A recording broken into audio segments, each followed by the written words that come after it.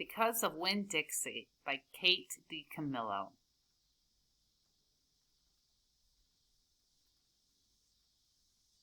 Chapter 1. My name is India Opal Buloni, and last summer my daddy, the preacher, sent me to the store for a box of macaroni and cheese, some white rice, and 2 tomatoes, and I came back with a dog. This is what happened. I walked into the produce section of the Winn-Dixie grocery store to pick out my 2 tomatoes, and I almost bumped right into the store manager.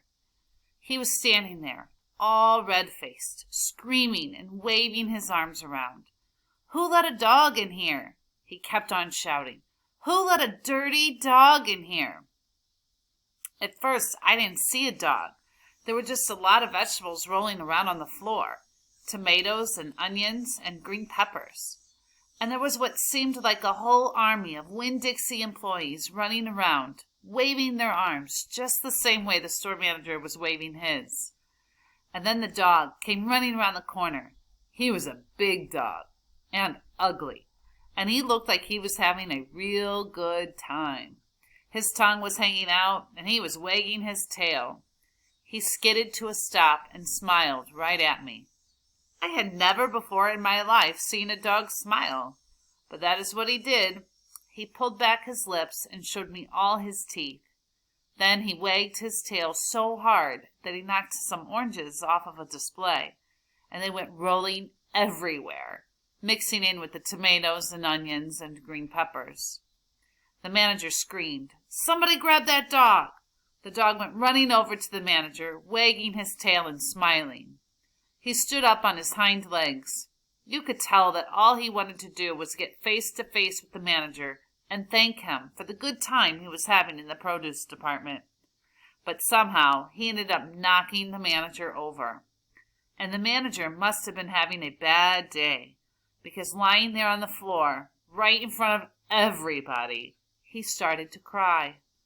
The dog leaned over him, real concerned, and licked his face. "Please," said the manager, "somebody call the pound." "Wait a minute," I hollered. "That's my dog. Don't call the pound." All the Winn-Dixie employees turned around and looked at me, and I knew I had done something big, and maybe stupid, too. But I couldn't help it. I couldn't let that dog go to the pound. "Here, boy," I said. The dog stopped licking the manager's face and put his ears up in the air and looked at me, like he was trying to remember where he knew me from. "Here, boy," I said again. And then I figured that the dog was probably just like everybody else in the world, that he would want to get called by a name, only I didn't know what his name was. So I just said the first thing that came into my head. I said, "Here, Winn-Dixie." And that dog came trotting over to me just like he had been doing it his whole life. The manager sat up and gave me a hard stare, like maybe I was making fun of him.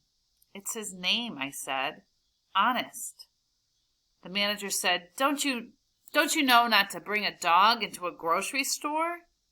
"Yes, sir," I told him. "He got in by mistake. I'm sorry. It won't happen again." "Come on, Winn-Dixie," I said to the dog. I started walking, and he followed along behind me as I went out of the produce department and down the cereal aisle and past all the cashiers and out the door. Once we were safe outside, I checked him over real careful, and he didn't look that good. He was big, but skinny. You could see his ribs, and there were bald patches all over him, places where he didn't have any fur at all. Mostly, he looked like a big piece of old brown carpet that had been left out in the rain. "You're a mess," I told him.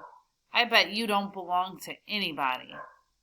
He smiled at me. He did that thing again where he pulled back his lips and showed me his teeth.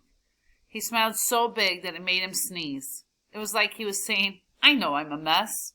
Isn't it funny?" It's hard not to immediately fall in love with a dog that has a good sense of humor. "Come on," I told him. "Let's see what the preacher has to say about you." And the 2 of us, me and Winn-Dixie, started walking home.